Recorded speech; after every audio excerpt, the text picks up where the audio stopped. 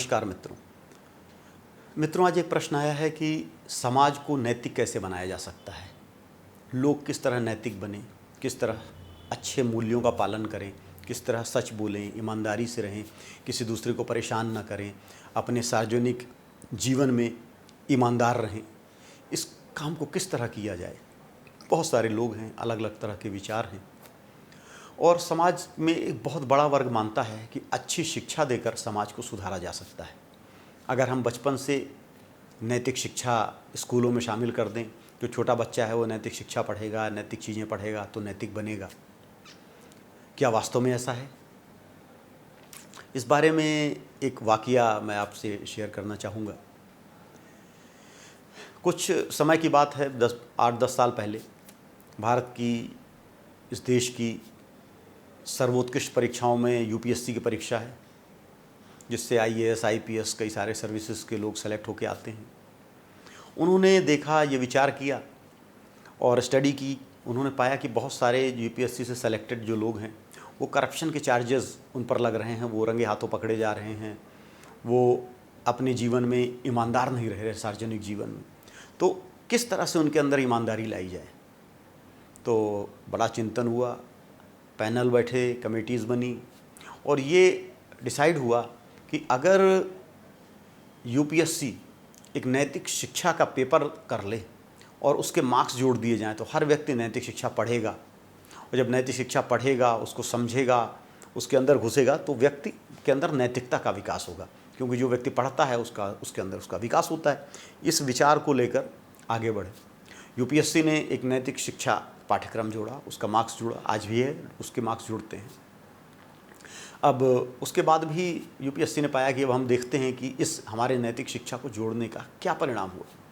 तो कुछ व्यक्ति जो सेलेक्ट होकर आए थे, आईएएस बने, आईपीएस बने, कई सारे लोग जिनके ऊपर भ्रष्टाचार लगा, जिनके ऊपर कुछ संपत्ति मिली, कुछ रंगे हाथों पकड़े गए, उनका उन्होंने डाटा निकाला और देखा कि भाई इनका नैतिक शिक्षा में कैसा परफॉर्मेंस था। तो बड़ा आश्चर्य की बात हुई कि जो एक बच्चा पकड़ा गया था रंगे हाथों, वो नैतिक शिक्षा का टॉपर था, नैतिक शिक्षा में उसे सबसे ज़्यादा मार्क्स मिले थे और वो भ्रष्टाचार में भी नंबर 1 था।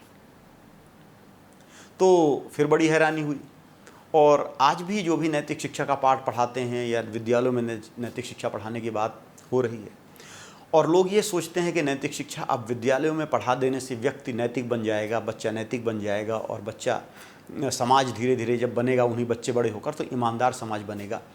तो ऐसी सोच अपने आप से छलावा करने के अलावा कुछ भी नहीं है। बच्चा पढ़ाने से नहीं सीखता। ये समाज को आप एक किताब पढ़ा दीजिए और उस किताब से वह समाज गुणों को सीख जाएगा। ऐसी सोच कपोल कल्पना और गलत सोच है। समाज व्यक्तियों से बनता है, समाज मूल्यों से बनता है। मूल्य कहाँ से आते हैं? मूल्य व्यक्ति के अंदर से आते हैं। एक छोटे बच्चे के आगे जिन गुणों की आप तारीफ करेंगे, बच्चे में उन्हीं गुणों का विकास होगा। एक बार मध्य प्रदेश के भिंड क्षेत्र बड़ा दस्यु प्रभावित क्षेत्र है, पहले था, अब तो नहीं है। वहाँ पर एक छोटे से स्कूल में एक शिक्षक ने पहली क्लास के बच्चे को बुलाया, बच्चों को इकट्ठा किया और क्लास में पूछा कि भाई कौन क्या बनना चाहता है। तो 2-4 बच्चे थे, किसी ने कहा डॉक्टर, किसी ने कहा इंजीनियर। वहाँ उस क्लास के 30 में से 8 बच्चों ने कहा कि हम डाकू बनना चाहते हैं। शिक्षक बड़ा हैरानी हुई उसको, वो बाहर से ट्रांसफ़र होकर आया था भिंड में। उसने बात करनी चालू की तो उसने देखा कि भिंड के समाज में डाकुओं का बड़ा आदर था, उनकी बात होती थी, उनके बहादुरी के चर्चे होते थे, तो छोटे छोटे बच्चे सुनते थे और उनके आदर्श बन जाते थे। जिस मूल्य को हम बच्चे को आदर्श के रूप में देंगे, बच्चा वही बनना चाहेगा। कई समाज ऐसे हैं, आपने देखा होगा, जहाँ छोटे बच्चे मानव बम बनना चाहते हैं, वो बन के और उड़ जाते हैं, दूसरे के मस्जिदों में उड़ जाते हैं। आए दिन आप अफ़गानिस्तान में, इराक में आप इस तरह की घटनाएं सुनते होंगे। क्या वास्तव में यह संभव है कि किसी व्यक्ति को आप इस तरह से मानव बम बना दें? नहीं। बच्चे को जिस तरह से बातें करेंगे, जो मूल्य उसको अप्रिशिएट करेंगे उसके सामने, वो उनसे मूल्य लेगा। आज भारत में हम पैसे को सबसे ज़्यादा मूल्य दे रहे हैं। और किसी व्यक्ति ने बहुत पैसे कमा लिए हैं तो हम उसका सम्मान करते हैं, हम घरों में उसकी चर्चा करते हैं, अकेले में तारीफ़ करते हैं कि यार देखो कितना पैसे कमा लिया, पहले 5 साल पहले तो उसके पास कुछ नहीं था, आज उसके पास ये है, ये है, ये, उसने कितना पैसा कमाया। तो छोटा बच्चा जो सुन रहा है वो जानता है, वो समझता है कि सबसे बड़ा मूल्य पैसा है, और वो पूरी जुगत पैसे लगाने के लिए करता है। और जब वो पैसे कमाने के लिए किसी गलत रास्ते पर चला जाता है तो हम तब पछताते हैं।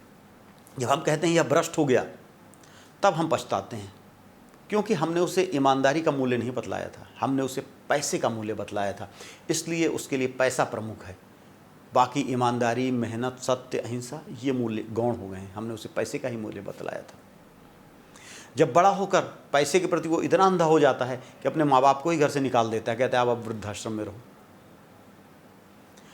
उस समय हमने उसे सामंजस्य नहीं सिखाया था, हमने अपने माँ बाप की इज्जत नहीं की, हमने पैसे की माँ बाप से ज़्यादा इज्जत की। बच्चे ने वो देखा, वो समझा। तो अगर हम अपने समाज को मूल्य देना चाहते हैं, समाज को आगे बढ़ाना चाहते हैं, सच्चाई और ईमानदारी देना चाहते हैं, तो हमें खुद सच्चाई और ईमानदारी का आचरण करना होगा। छोटा बच्चा हमारे आचरण से सीखता है, हमारी बातों से सीखता है, हमारे व्यवहार से सीखता है, और वही आगे चलकर समाज बनता है। जो भ्रष्टाचारियों का समाज हो, जिसमें भ्रष्टाचार करके उन्नति करने वाले की प्रशंसा की जाए, तारीफ़ की जाए, तो ऐसा समाज कभी भी ईमानदार समाज नहीं बन सकता। क्योंकि जिन गुणों की तारीफ़ होगी, जिन गुणों की प्रशंसा होगी, उन्हीं गुणों के प्रति लोग आकृष्ट होंगे, आकर्षित होंगे, और वैसा ही समाज बनेगा।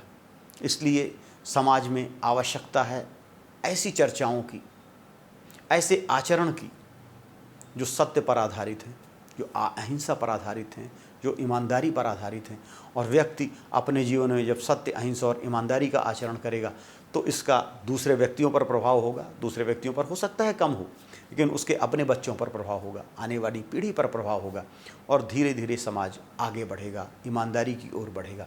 इसलिए अगर हम समाज को बदलना चाहते हैं तो कुछ किताबें पढ़ा देने से, कुछ कोर्सेज़ ला देने से समाज ईमानदार नहीं बन जाएगा। समाज को ईमानदार बनने के लिए हमें अपने आप को बदलना होगा, हमें अपनी सोच को बदलना होगा। हरि ओम तत्सत।